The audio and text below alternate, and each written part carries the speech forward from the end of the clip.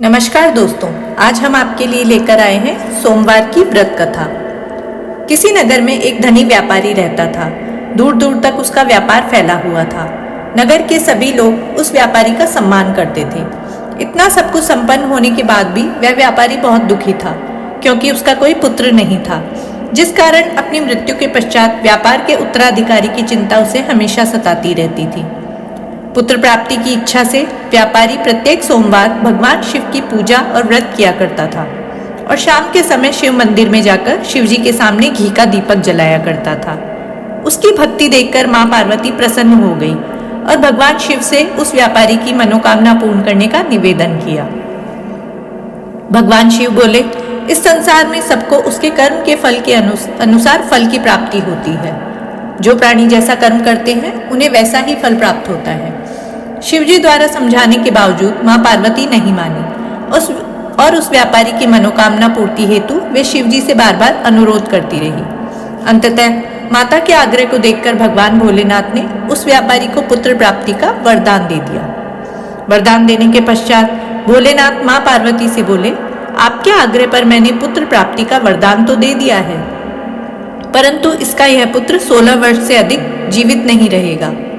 उसी रात भगवान शिव उस व्यापारी के स्वप्न में आए और उसे पुत्र प्राप्ति का वरदान दिया और उसके पुत्र के 16 वर्ष तक जीवित रहने की भी बात बताई। भगवान के वरदान से व्यापारी को खुशी तो हुई, लेकिन पुत्र की अल्पायु की चिंता ने उस खुशी को नष्ट कर दिया। व्यापारी पहले की तरह सोमवार के दिन भगवान शिव का विधिवत व्रत करता रहा। कुछ महीनों के बाद उसके घर एक अति सुंदर बालक ने जन्म लिया और घर में खुशियां ही खुशियां भर गई। बहुत धूमधाम से पुत्र का जन्म समारोह मनाया गया, परंतु व्यापारी को पुत्र जन्म की अधिक खुशी नहीं हुई, क्योंकि उसे पुत्र की अल्पायु का रहस्य पता था। जब पुत्र 12 वर्ष का हुआ तो व्यापारी ने उसे उसके मामा के साथ पढ़ने के लिए वाराणसी भेज दिया। लड़का अपने मामा के साथ शिक्षा प्राप्ति हेतु चल दिया। रास्ते में जहां भी मामा भांजे विश्राम हेतु रुकते, वहीं यज्ञ करते और ब्राह्मणों को भोजन कराते। लंबी यात्रा के बाद मामा भांजे एक नगर में पहुंचे। उस दिन नगर के राजा की कन्या का विवाह था, जिस कारण पूरे नगर को सजाया गया था। निश्चित समय पर बारात आ गई, लेकिन वर का पिता अपने बेटे की एक आंख से काने होने की से बहुत चिंतित था। उसे भय था कि इस बात का पता चलने पर कहीं राजा विवाह से इनकार न कर दे, इससे उसकी बदनामी भी होगी। जब वर के पिता ने व्यापारी के पुत्र को देखा तो उसके मस्तिष्क में एक विचार आया। उसने सोचा, क्यों ना इस लड़के को दूल्हा बनाकर राजकुमारी से विवाह करा दूं। विवाह के बाद इसको धन देकर विदा करा दूंगा और राजकुमारी को अपने घर ले आऊंगा। वर के पिता ने लड़के के मामा से इस संबंध में बात की। मामा ने धन मिलने के लालच में वर के पिता की बात स्वीकार कर ली। लड़के को दूल्हे के वस्त्र पहनाकर राजकुमारी से विवाह कर दिया गया। राजा ने बहुत सारा धन देकर राजकुमारी को विदा किया। शादी के बाद लड़का जब राजकुमारी के साथ लौट रहा था तो वह सच नहीं छिपा सका और उसने राजकुमारी की ओढ़नी पर लिख दिया, राजकुमारी, तुम्हारा विवाह मेरे साथ हुआ था। मैं तो वाराणसी पढ़ने के लिए जा रहा हूँ और अब तुम्हें जिस नवयुवक की पत्नी बनना पड़ेगा वह कान्हा है। जब राजकुमारी ने अपनी ओढ़नी पर लिखा हुआ पढ़ा तो उसने कान्हे लड़के के साथ जाने से इनकार कर दिया। राजा को जब ये सब बातें पता लगी तो उसने राजकुमारी को महल में ही रख लिया। उधर लड़का अपने मामा के साथ वाराणसी पहुंच गया और गुरुकुल में पढ़ना शुरू कर दिया। जब उसकी आयु 16 वर्ष की हुई तो उसने यज्ञ किया। यज्ञ के समाप्ति पर ब्राह्मणों को भोजन कराया और खूब अन्न वस्त्र दान किए। रात को वह अपने शयन कक्ष में सो गया। शिव के वरदान के अनुसार शयनावस्था में ही उसके प्राण पखेरु उड़ गए। सूर्योदय पर मामा मृत भांजे को देखकर रोने पीटने लगा।